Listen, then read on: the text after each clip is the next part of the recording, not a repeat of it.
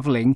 Sir Keir told LBC he'll ask the EU to look at the rules again. Part of this is about trust and respect and the way in which we deal with the EU. Boris Johnson and Liz Truss did huge damage to our basic relations with our EU partners, and nobody going on holiday this summer wants to have a harder time than they need to. So of course we will do anything to make it easier for anybody to holiday, whether it's in Europe or abroad. Well, earlier, Sir Keir Starmer set out his party's manifesto. He's promised not to raise personal tax rates, but would impose VAT on private schools and close loopholes in the system. Labour's Shadow International Development Secretary Lisa Nandes told Iain Dale on LBC this evening there are no plans for other tax rises for working people. It's our intention to make life easier for people. We haven't got into a shopping list of all of the taxes in this manifesto. We came into politics, Keir came into politics, I came into politics in order to make life easier for people. It's far too hard at the moment. The Conservatives' Michelle Donnellan has told LBC she's not convinced by the proposals. Reform UK has claimed it's close to overtaking the Tories in the polls, while the Lib Dems are focusing on support for young carers.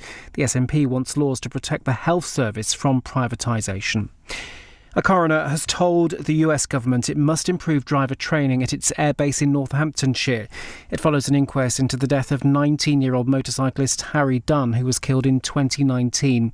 He was knocked off his bike by Anne Sakoulas, who had just left the base driving on the wrong side of the road. A childminder has been jailed for more than 12 and a half years for the death of a 9-month-old baby. 63-year-old Karen Foster admitted the manslaughter of Harlow Collinge in Burnley in March 2022. And hundreds of people have turned out to remember the 3 victims of the Nottingham attacks a year ago today. University students Barnaby Webber and Grace O'Malley Kumar and school caretaker Ian Coates was stabbed.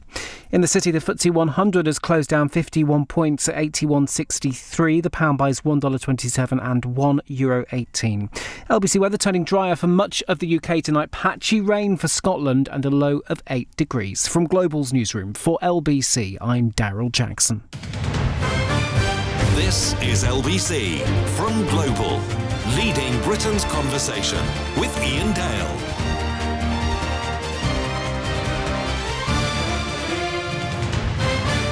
Hello, a very good evening. It's 3 minutes past 8 on LBC. We are streaming this hour live on Global Play if you'd like to watch us. Part of the reason is we're going to do a slightly unusual phone-in that this is effectively a Q&A, because a lot of people have questions to ask about the conduct of elections, how political parties operate, how things work on polling day, what happens to the ballot boxes when there aren't elections on. I mean, I've got no idea, frankly, the answer to that one.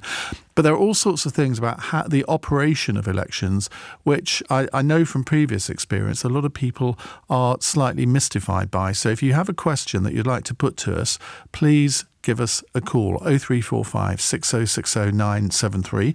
Now, I'm not going to pretend that I'm an expert on every aspect of election law, electoral politics, but we have another 2 people with us who hopefully will be able to provide many of the answers. Keiran Pedley is UK Director of Politics for the Opinion Polls Research at Ipsos.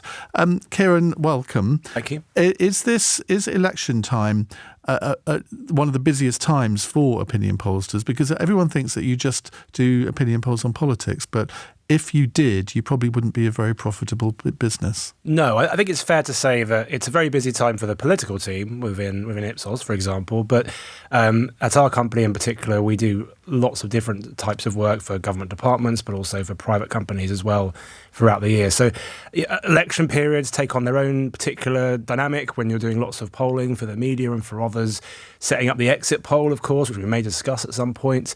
So all things political, for academics and media and all the other sorts of things. But in the market research industry and the research and data industry, there's a lot more to it than just politics. And we have also with us Gareth Knight, LBC's elections commentator. You'll have heard him on many an election night broadcast on LBC over the years. Gareth, you've covered many elections in your career. How is this one different to others? Good evening, Iain. This is an odd election. It's a very odd election.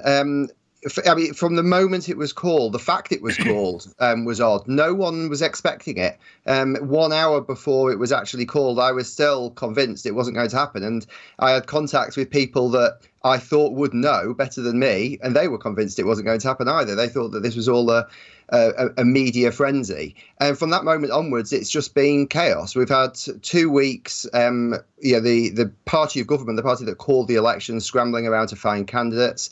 The Labour Party extremely well prepared, but I do think that the Labour Party hasn't really got into the swing of things. It doesn't feel like 1997 yet, does it? You don't have that sort of everyone getting excited to vote in a Labour government feeling. But that said, maybe that's the strategy all along. Maybe the whole idea is Keir Starmer bore his way through to polling day, and then he won't make any mistakes, and you can't blame him for that. Yeah, no, you absolutely can't. I mean, we've seen evidence of that today in some ways in the manifesto, which is not the most exciting document. But then again, in 1979, which I'm old enough to remember, you two aren't, the Conservative manifesto in 1979, everyone thinks, oh, well, it must have been a really radical document because it was Margaret Thatcher's first victory. It wasn't at all. It was actually, if you read it now, it doesn't really give you much of an idea of what she was about to do. Right, we have got, I reckon, about 100 texts and WhatsApp messages with questions so far. So I'm going to start with a couple of those. Gordon in Hampstead says, I always get pestered by the political agents at the door of the polling station asking who I am. Are they allowed to do that? I always just ignore them. Well, they're actually not agents, Gordon. They're called tellers. And each of the parties, assuming they've got the manpower to do this, will have someone sitting outside the polling station. They're not, by law, allowed to be inside, even if it's raining generally. And they ask for your polling card number because all they're interested in is, have you voted?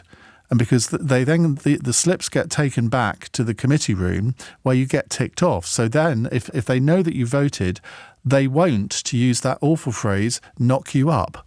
Now, don't get the wrong idea. But because you lots of people listening to this will have had people knock on their door. If you're an avowed Labour Party member, for example, and you haven't voted by 7 o'clock in the evening, somebody will come around and knock on your door to remind you to vote. And that is the function of the tellers outside the polling stations, to monitor who's voted so they can get crossed off the list. So they don't really care who you are. All they want is your polling card number. And it really is as simple as that. Have I missed anything, Keiran or Gareth? No, I don't think so. No. Well, I hope that explains it, Gordon. So don't ignore them because it's actually in your interest to give them the polling card number. Now we have some breaking news. Now, one of your rivals, Keiran, YouGov, has just released a pretty significant new poll which shows that Reform are ahead of the Conservatives for the first time. Labour are on 37, Reform on 19, the Conservatives on 18 and the Lib Dems on 14. Now, in a sense, given the events of the last week or two, that doesn't come as a massive surprise to me, but I feel it should. Yes, I think we know that the Reform vote, or people that say they're going to vote for Reform, primarily come from people that voted Conservative in 2019. So that's been the big challenge for Rishi Sunak's party in this election, is to try and win those people back. Clearly, Nigel Farage entering the fray has made that a lot more difficult. I think it's important for people like me to be a little bit boring when we see polls like this and say, look, it's within the margin of error. It's one poll. Other pollsters have the gap between the Conservatives and Reform much larger. So just because there's one poll with Reform ahead doesn't mean that Reform will in fact finish second in the popular vote at the general election itself. But of course, it's a significant moment for the governing party of the country to be third in any poll in a general election campaign. But just because they're ahead of the Conservatives, that doesn't mean if the election was held today that they would get more seats than the Conservatives, does it? No, and I think this is the important point for your listeners and viewers to understand, is that in many ways, whilst we do poll the national vote share, it is significant. This is actually a 600 plus individual constituencies going to the ballot box on election day. And we have a first past the post electoral system. Some of your listeners will know this already, but that means that whichever candidate gets the most votes in an individual seat wins that seat, even if that might be a minority of the vote, say 30%, 35% or so on. So that can create some mathematical anomalies between the percentage of votes that individual parties get and the percentage of seats. Very briefly, one example of that would be, in a national sense, in a Great Britain sense, the SNP get a very small number of votes, but they get lots of seats because they're concentrated in Scotland, whereas parties that are more Great Britain-wide might get more votes nationally, but they'll get fewer seats. Gareth, anything to add? I think that with with polling, I think one of the important things is to always look at the polls from the same company and look at trends over time.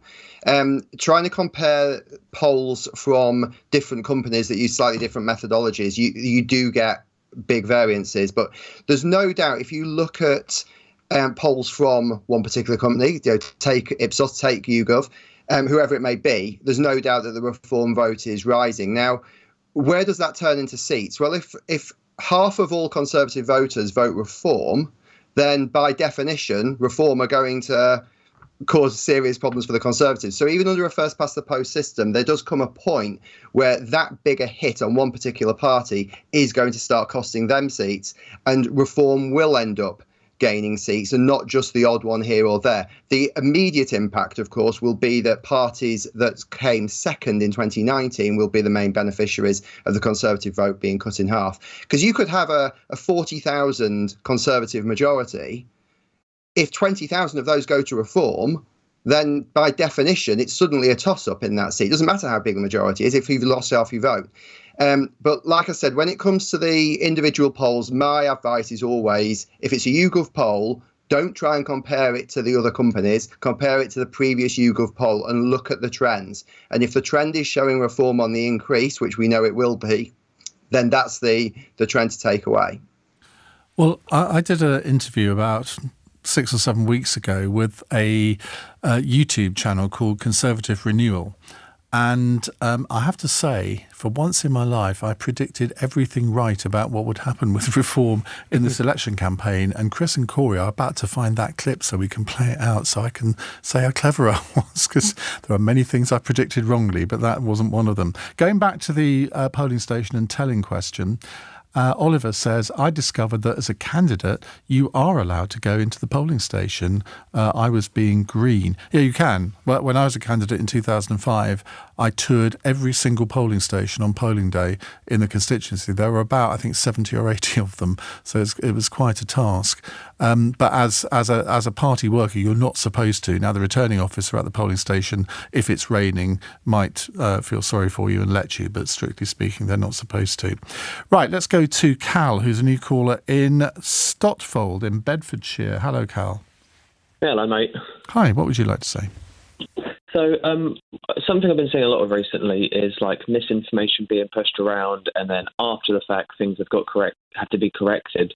So my question is, why aren't fact checkers a standard now, be it either on the debate itself or in any sort of televised marketing? The fact that broadcasters and journalists have to do it after the fact, it's not getting as much reach, and a lot of people are being misinformed for obviously nefarious reasons, but it just seems quite unfair to the British public. I'm not sure how that would work. I mean, I'm trying to imagine hosting a debate where you have maybe 3 or 4 or even 7 candidates, which is happening twice in this election campaign, and you have a team of people behind the scenes trying to check every single thing that any politician says.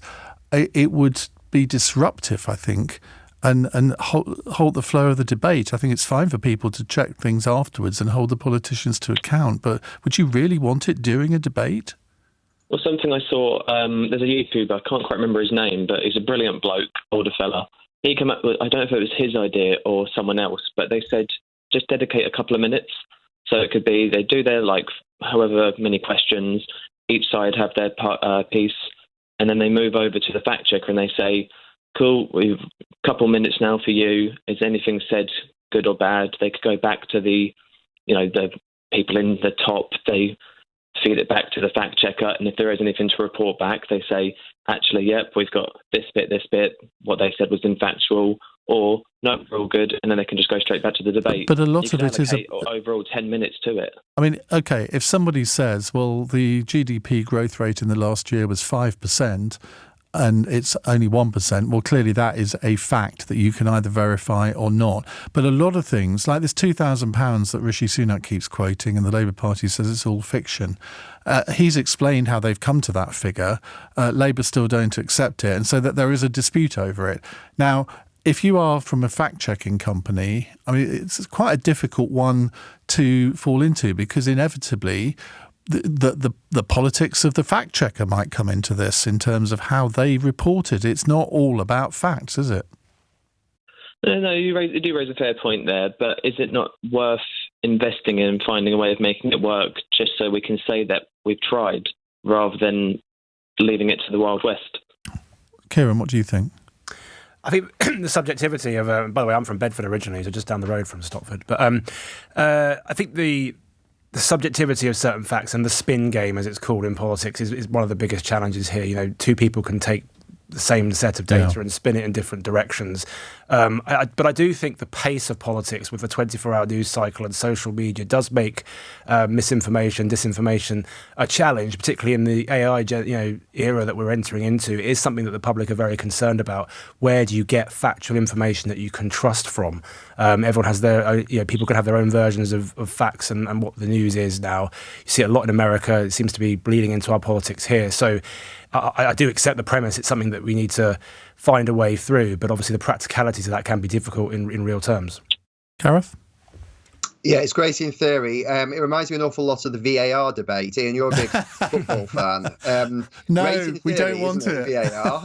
We've got polling on that actually, but yeah, it's a problem because the thing is that there's always going to be interpretations. I mean, that £2,000 figure was cumulative over 4 years, subtracting policies that were already set in place. I think it was a very convoluted way of doing it, but they could justify it. You can justify pretty much any figure if you try hard enough. And I do seem to remember in 2019 some of the broadcasters hosting some of the debates did try to have a fact-checking panel to go over statistics, and I think you could probably start it with those big statistics. But again, unless the research departments of the political parties are going to explain to you exactly how they've reached those figures, you're going to just go around in circles. And this is the reason why the newspapers the next day tend to be the place where they really eat into those figures. Maybe there could be a red button facility or something like that. It would really annoy. I mean, I think of that first ITV debate, which was only an hour long anyway. And actually, once you take out there was an ad break, I think. I mean, it's probably under 55 minutes. You introduce like 3 or 4 minutes every now and then for fact checking. I just don't think it would work. But Cal, interesting idea. Thank you very much indeed for that. Right, couple of WhatsApp messages here. Paul says, my question is, how many countries around the world use the same electoral system as we do in Britain, i.e. first past the post? Not many is, I think, the simple answer to that. Most have some version of PR, don't they? Gareth? Yeah, I remember during the AV referendum, I think there's only 2 or 3 other countries, and they're all quite small, that use it. But there's lots of different systems. I mean, you could argue that the American system is a form of first past the post.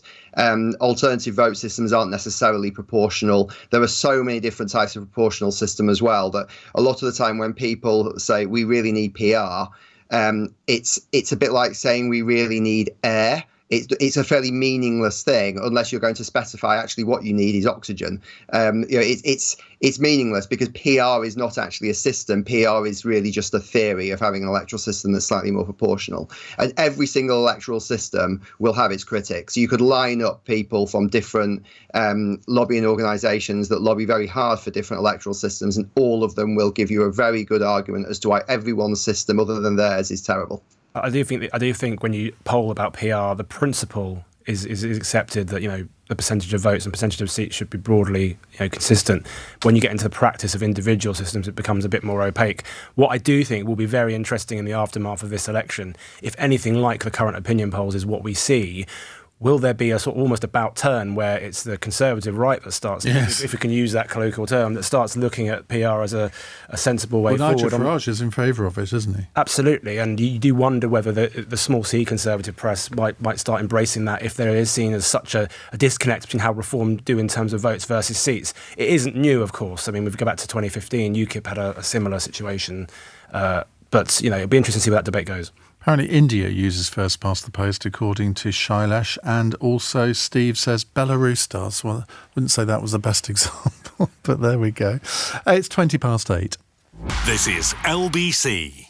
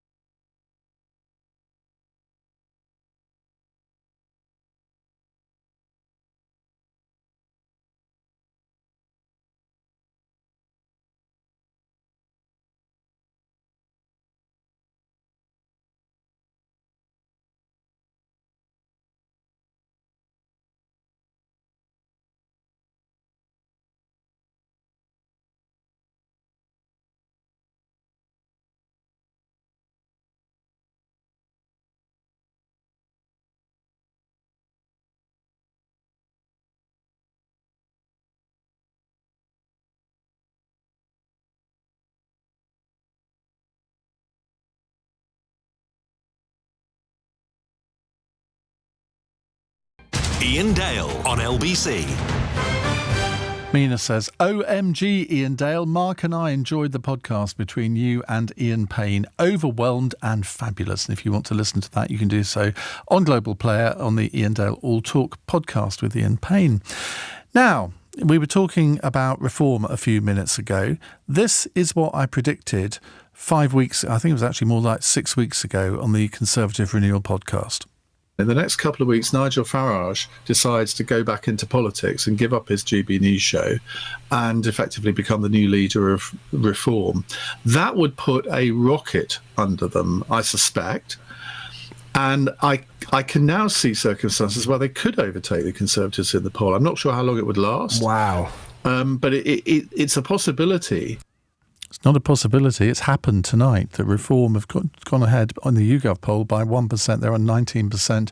The Conservatives down to 18%. And of course, we shouldn't forget that no political party has an automatic right to be the opposition. If you think back to the 2019 European elections, where the Conservative Party polled 9%. On the actual polling day. Now, I'm not predicting now that that's what's going to happen in this election, but there will be many very worried Conservative strategists tonight, and they'll be really eagerly poring over the data from this poll and indeed those over the next few weeks. Anyway, we are taking your calls, WhatsApp messages, Alexa messages, texts on what happens in elections. If you've got any questions on the operation of elections or the whole, just everything that surrounds elections, we're here to answer your calls. Keiran Pedley is here, UK Director of Politics for the opinion poll researcher Ipsos, and Gareth Knight, LBC's elections commentator. Chris in Richmond. Now, Chris, I would have thought you knew everything there is to know about elections. Well, no, actually. I see a question actually my late mother was asked, which I think is a great question, is on your ballot paper it has a number, right, which is linked to your voter ID. What happens after elections? Because is it not technically possible for someone counting or in the council afterwards to reconcile your voter number with electoral roll and actually work out how you voted, even though the vote is supposed to be secret? Well, Gareth, we were discussing this a little bit earlier, weren't we? Because I had an email from the For the Many podcast on this exact issue, because each ballot paper does have a number on it, and people suspect that leads, so you could be identified as to how you voted afterwards. Yes. Now, we need to be very careful with this because there's an awful lot of conspiracy theories around voting. And I don't want to, for 1 second, try and fuel any conspiracy theories. But effectively, if there is an election petition, what they could conceivably want to do is go back and check, for example, that Mrs. Smith had actually voted and that she could then potentially identify her ballot paper. Now, I'm not aware that this has ever actually been needed in recent times, but certainly in the dim and distant past, it was considered to be something that was important enough that they would want to safeguard against. So you could potentially petition, if you lose by 10 votes and you're convinced that there's been electoral fraud, you can submit an election petition, you can contest that. Now, a lot of people have the theory that back in the 60s, 70s, MI5 would look at who had voted for extreme left-wing and extreme right-wing parties and put them on a blacklist. There's no evidence of that whatsoever. It's a safeguarding measure. What actually happens to the ballot papers, by and large, is once they've all been, if you've ever been to an election count, you'll see that it is very difficult to actually commit electoral fraud on a major scale at an election count. It's just extremely difficult. There's lots and lots of people around, lots of paper around.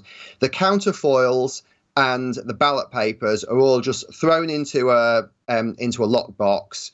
And they are put in storage. I don't know where they're put in storage, but they're put in storage. No one ever goes back to them. Once the result has been declared, that is the result.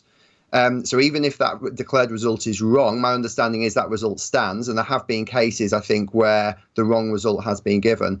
But yeah, people don't need to worry. People are not going to trace how you vote.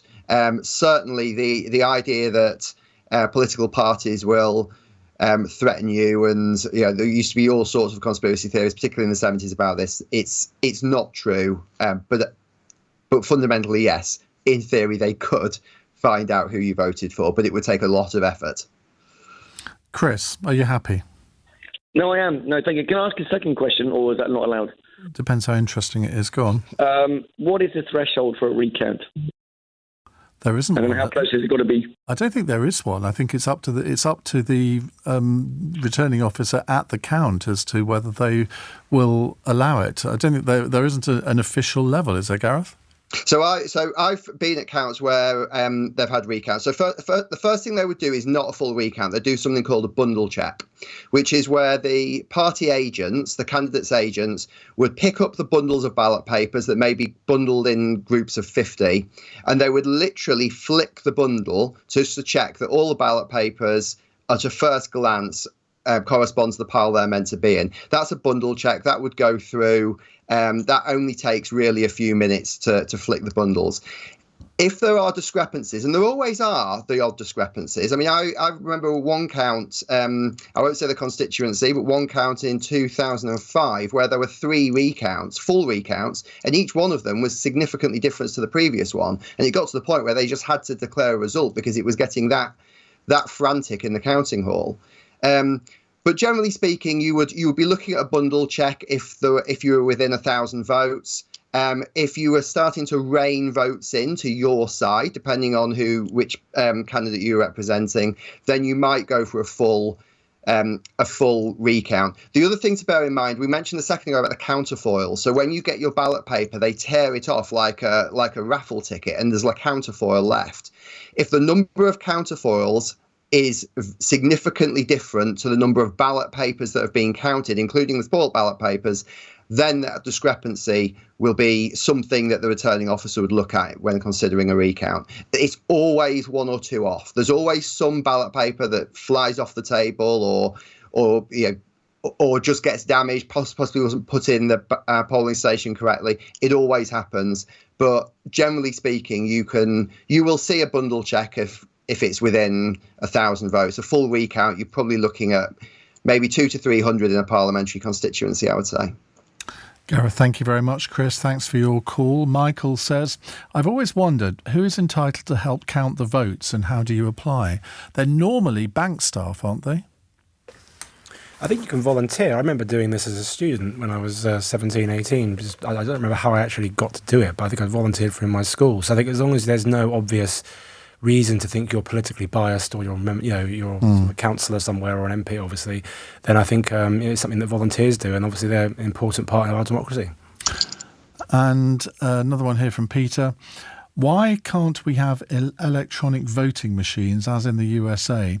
This would speed up the final result outcome after 10 p.m. and prevent paper recounts. I'm not sure electronic voting machines in the USA have a universally positive track record, Gareth. No, they don't. And in the US, they actually have very, very different voting methods from state to state. I mean, we've covered various US election nights, Ian, and we are declaring results. The second polling stations closed in different states, but they're not results. They're just exit polls. Their exit polls are just exceptionally, accurate. And yeah, they've got all sorts of different systems. They've got systems where you pull levers, punch holes. You might remember George W. Bush versus Al Gore with the hanging chads down in Florida. That was all because they used effectively a hole punch to vote. Personally, I think that the paper system that we have in the UK actually works extremely well. You can go back and you can recheck it very easily. It doesn't rely on computer errors. Of course, it's not flawless, but compared to say a computer system, bearing in mind that there has been a massive scandal in the US, a big conspiracy theory about rigged computer systems within the last few years, I think that the paper system actually works very well. It's also worth saying, Ian, that I should have said this on the last question, most recounts at general elections are not caused by close results at the top. They're caused by people wishing to save their deposit at the bottom. So it's when small parties are right on the edge of that 5%. That's actually where most recounts come from, which is very, very frustrating to, you've got a sitting MP with a 20,000 majority and he's having to sit there with a recount for 2 hours because the national, lunatic party or whatever it may be, the recount bin face, all these different groups. One of those parties, is like 3 or 4 votes off saving their deposit. Because we should say that any candidate that stands in an election has to put is it a £500 deposit down? Yeah. And you only get it back if you get 5% of the vote. And it's meant to screen out sort of frivolous candidates. But somebody texted me earlier, I don't know if I can find the text now, but there's some YouTuber that is standing in 11 different constituencies. Yeah. And you think, well, that's incredibly stupid. Yeah, I saw this story. I'd love to know. I don't know the background to it, but just to add to the previous discussion, I mean, it's worth saying that the way we vote is changing, both in terms of, I mean, in slightly different point, but in person you need ID now to turn up and vote, and that's going to be. This is the first general election where we've actually had that. We've had it at previous elections, but not general elections, and there is an increased trend towards postal voting as well. Of course, I think the last election about 1 in 5 voted by post, and that may grow again this time. So how we vote is changing, but yeah, commitment to paper overall. And Jason in Bristol says, can you or your guest tell me whether a candidate in a constituency can win by one vote, or does the majority have to be larger? No, one, as Winston Churchill said, one is enough, Jason. We'll take more of your calls and more of your texts in just a few moments' time. 0345 6060 973 is the number to call. It's 8:33. Let's get the news headlines from Daryl Jackson. Sir Keir Starmer's told LBC he knows he'll be judged by his actions, not words, promising ministers who break the rules face one strike and they're out. The Labour leader also says he wants to renegotiate a deal with the EU. A 57-year-old woman's been arrested on suspicion of murder over the death of a baby girl in May 1982. Police say a major investigation remained open for a decade after the newborn was found dead in Northampton, but new evidence came to light last year. And the President of the US and President of Ukraine have signed a 10-year security agreement to provide support for Kyiv as it defends itself against the Russian invasion. The agreement was signed on the sidelines of today's G7 summit. LBC weather turning drier for much of the UK tonight. Patchy rain for Scotland and a low of 8 degrees. This is LBC.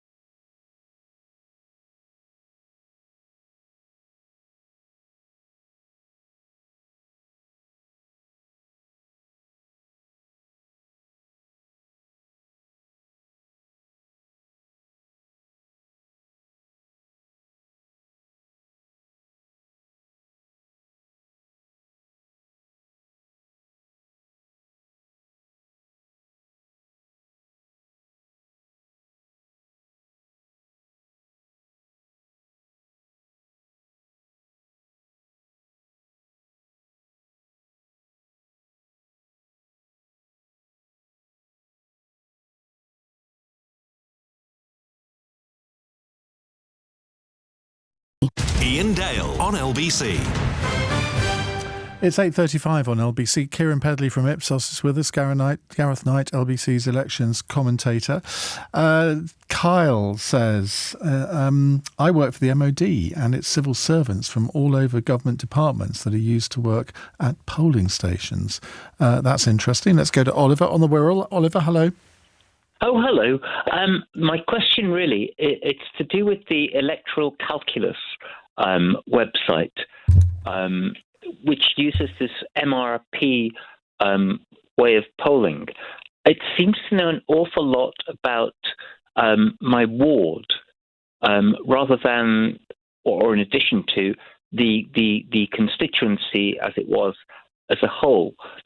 And I'm looking at some things like that can be explained from, I don't know, a census or something. Apparently, the tribe on electoral calculus is kind yuppies and were centrists, and we seem to be quite affluent. But I'm wondering how it knows about how people in this area. So in the ward, there would have been, 2,000, 3,000 people. How we voted in the last election, or indeed in the EU referendum. How is it getting that? Keiran.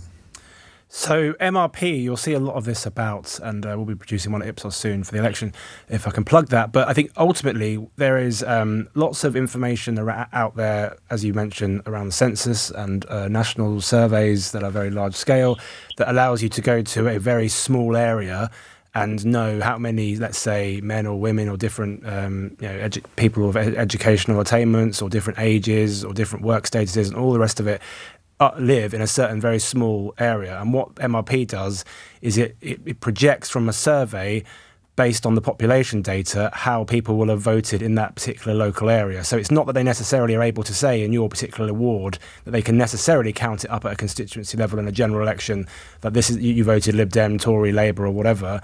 Usually what happens is a large scale survey of 10,000, 20,000 people where they can project how different demographics voted essentially. And because they know the demographics of your ward, they can then estimate how your ward voted or how it might vote in the future. Gareth? Yeah, so demographic targeting is much more widespread than I think most people realise, particularly in politics. It's not just polling. I mean, polling is the most public face of it.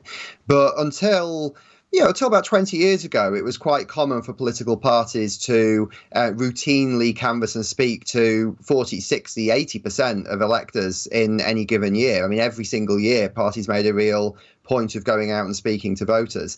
Now, political party membership has massively declined, and the political parties, I think starting in earnest with Labour in 1997, have really focused on demographic targeting. So we're trying to identify the people most likely to vote Labour but are not going to vote, and trying to identify the people most likely to switch to Labour from another political party in Labour's case. And they can then target those people with certain messaging that they will put through focus groups where they will test certain broadcasts, certain slogans, certain even photos if they really want to go into detail about it. And you might often wonder why one person in your household gets a leaflet from a political party, but the other person doesn't. And that's because one of you will have a slightly different demographic fit than the other one. It's slightly embarrassing, I think, in some ways, political parties, because it kind of, if you know anything about this, it does actually expose just how little activity on the ground they do and how much data they're actually gathering on the ground. But these systems work. They work very, very well. And Tony Blair proved that very effectively. And probably the most obvious one of all would have been the EU referendum, when you had two rival demographic targeting systems going up against each other, very different systems. And of course, you had various different films and things made on the back of that as well. So it actually goes far, far further than just polling. Even your Tesco club card and your shopping habits are all factored into the demographic databases.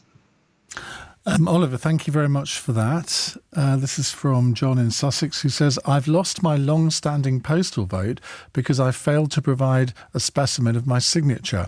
Is this Tory vote rigging? Well, I think the last representation of the People's Act, or whatever it was called at the time, was actually in the last Labour government. So I'd have thought the postal voting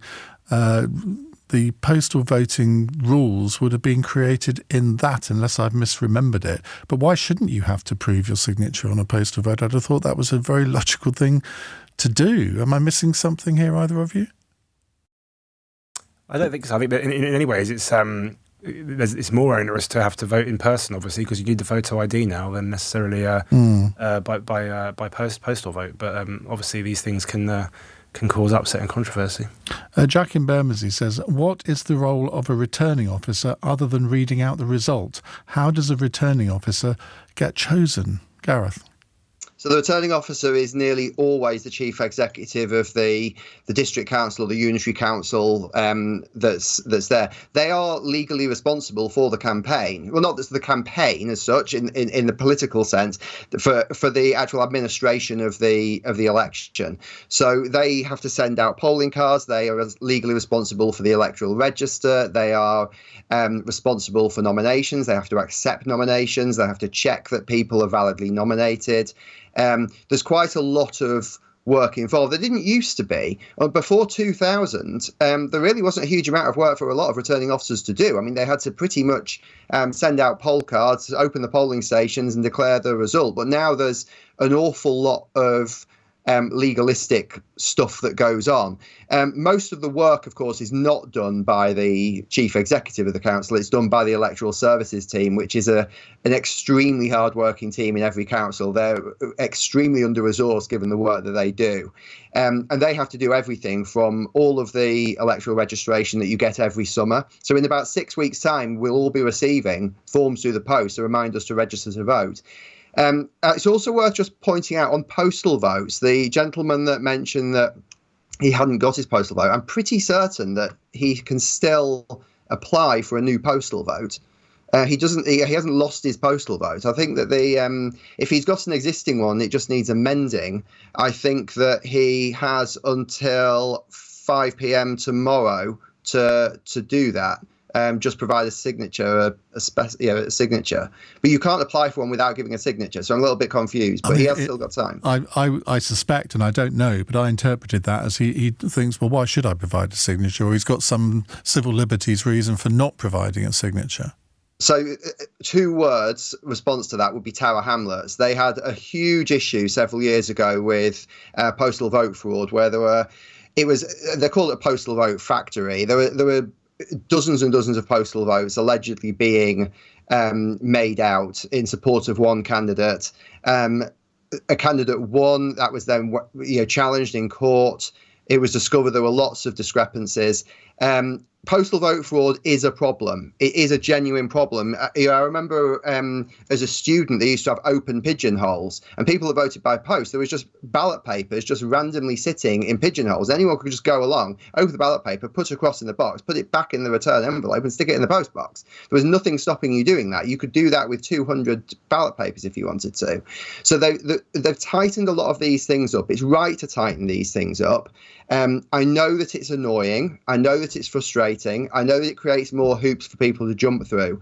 But fundamentally, there's a balance to be struck between making voting simple and making voting secure. And unfortunately, it tends to mean that if you're making voting more secure, you're making it slightly less simple. But postal vote fraud has been a problem in the very recent past. Well, it has. The former mayor of Tower Hamlets, Lutfur Rahman, was found guilty of corrupt and illegal practices during an election in 2014 by an election court in 2015. But he was re-elected to that role in 2022. Ain't life fun? Now, the last representation of the People's Act, I was right, was passed in 2000. It did indeed set the current rules on both postal and proxy voting. Jamie has got an interesting one. He says, I was saving this for Mystery Hour, but it was cancelled today. What would happen if one party won all of the seats? Would they have some sort of opposition in the House? I think the answer would be no, apart from within their own party, because obviously all political parties are coalitions to one degree or another. So there are always people on one side of a party that would probably provide a bit of opposition, but whether they'd, I don't know what would happen to Prime Minister's questions in that eventuality, but let's face it, even in this election, this is not going to happen, so I don't think we need to detain ourselves too long with that. Barry in Wiltshire says, the exit poll on election night, how accurate is it, and how do they work the result out? Keiran? So I mean, fortunately, it's been very accurate in recent history. How do we work it out? So Ipsos actually run the field work, I should say, the collection of the data for the exit poll, but it's actually a team of academics led by Sir John Curtis at the BBC. They're hunkered away in a bunker with no access to the outside world while they crunch the numbers throughout the day. But essentially, what happens is there's a sample of polling stations across the country where almost secondary ballots are set up. So there's a second ballot box outside the polling station where you come out with another secret ballot. This is the important point. There's a misconception with some people that there's people with clipboards or iPads outside asking you how you voted. It's not that. You get given a ballot paper exactly the same as the one you've just completed, and you get asked to sort of indicate how you voted and put it in the ballot box. And throughout the day, these votes are counted and sent and phoned into to Ipsos and to data collection, and then to the people at the BBC. And what they do is they don't necessarily just count up the raw total number of votes. It's about looking at individual polling stations across the country in different places that might have different demographic profiles or different political profiles, and seeing how things have changed from this election to the last one. So, for example, you might want to see in in a marginal Labour Conservative seat in the Midlands, what's the change from one election to the next? Or in a Liberal Democrat Conservative marginal in the Southwest, the same thing. And you do that across Britain. And what you're trying to effectively do is then model what the changes from one election to the next to understand what number of seats each political party will have. It's not about collecting vote share, it's about projecting the seats. And it's been very successful in recent memory, and long may it continue. Keep your calls coming. 0345 6060 973. It's 8:47. This is LBC.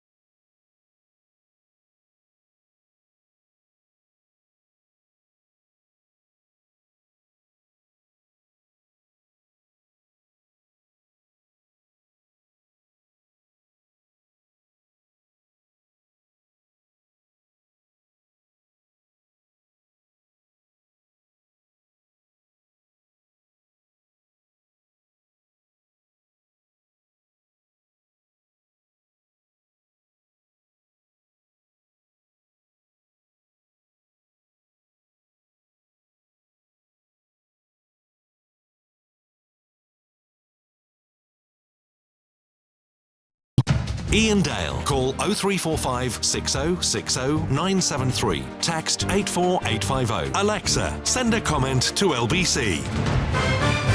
10 to 9 on LBC. Judging by the number of texts and WhatsApp messages that are coming in, we could do this until midnight because there are so many coming in. So we might do this again at some point during the campaign. We have Keiran Pedley from Ipsos with us and Gareth Knight, LBC's elections commentator. Let me just give you a little bit of information about some deadlines. If you need to register to vote, if you're not on the electoral roll, you need to do that by the end of the day next Tuesday, the 18th of June. If you want to register for a postal vote, you have until 5 p.m. next Wednesday, the 19th of June. And to get the official voter authority certificate to comply with the new voter ID rules, you have to get that by 5 p.m. on the following Wednesday, the 26th of June. It is worth reminding people that if you're going along to vote in person, you will have to have voter ID at the polling station. Daryl says, can presenters encourage voting? Yes, we can encourage people to turn out to vote.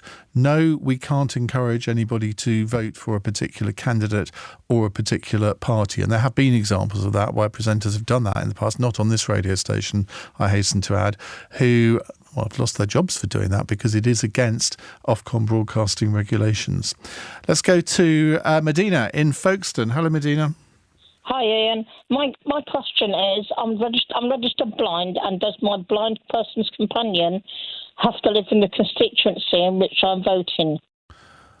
Well, I would say no, but I can't be categoric on that. My two colleagues here are sort of looking a bit mystified by this. You've caught them out, Medina. I think what you should, if you want to be absolutely sure, you should phone your local council, ask to speak to the Electoral Services Department, and they will be able to give you a categoric answer. But I'm 95% sure that it doesn't matter who they are. I knew they had to be on the electoral register, but I wasn't sure whether. I mean, there is a. Are you talking about? I mean, do you go along to the polling station and you actually vote yourself, or are you talking about a proxy? No, I'm talking about going along to the polling station and voting myself. Okay, because there is a thing called proxy voting, and you can ask anyone to act as your proxy as long as they're registered to vote at somewhere in the UK, are allowed to vote in the type of election that's taking place, and can vote in the polling can vote in the polling station stated on your poll card. But they would also need to take photo ID with them. But that doesn't seem as though that's relevant to your case, Medina. But as I say, give your local electoral registration people a call tomorrow, and they'll be able to answer that question. Okay, thanks so much. Thanks. We nearly got to the end of the hour without saying, don't know the answer to that one. Cheryl is in Nottingham. Hi, Cheryl. Hold on. No, I can't hold on, Cheryl. You're on the radio. I'm just trying to take my speaker off. Can you hear me? No, Cheryl, we'll come back to you, I think. Daniel says, are postal votes treated the same when it comes to counting, like they do after polling finishes at stations? Well, they're all counted on the night in the same way that any other votes are counted, aren't they, Gareth? Yes, they're opened. So the postal vote envelopes are opened in advance. Some of them are opened on the night because some of them can actually be returned into a polling station on the day. But the vast majority of them are opened in advance. Probably starts about a week or so ahead. They open the envelopes, unfold them, put them face down, check the signature and the date of birth, and then stick them all in a box, and that will then be reopened on election night, and then they'll just be sorted straight into their pile. So they are opened and verified, but they're not counted, if that makes sense. Okay, it does. Stephen Chiselhurst says, question about election day. Can we bring small gifts like Danish pastries to thank polling volunteers for their hard work?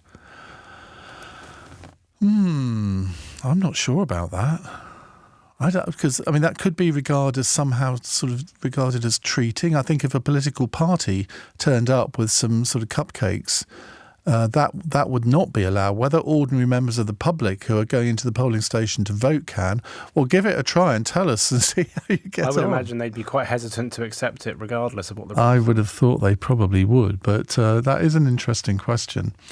It says here from Steve, it might be an idea for your panel to describe for new, maybe nervous voters, what exactly happens in the process of voting. See, that's one of those questions where you think, well, isn't it obvious? But it's obvious to people who do it. But if you've never been into a polling station, there might be people who might just be put off by the whole process. Gareth, take us through it. Okay, so it depends on where you're voting. It could be a village hall, it could be a hotel bar. There's all sorts of places it could be. But in effect, the principle is the same. So you would walk towards the polling station. You may see someone outside with a party rosette on. They will be polite. They'll say hello. They might ask for your number. You don't have to give it to them. But as Ian explained earlier on, it will probably be to your benefit if you do give it to them. You go into the polling station. You go up to a desk that will have your street on it, because normally most polling stations will cover quite a big area, about 2,000 voters if you live in most towns. And you go up to that one, you tell them your address, you tell them your name, they will cross you off, they'll tear a ballot paper off a sort of big pad.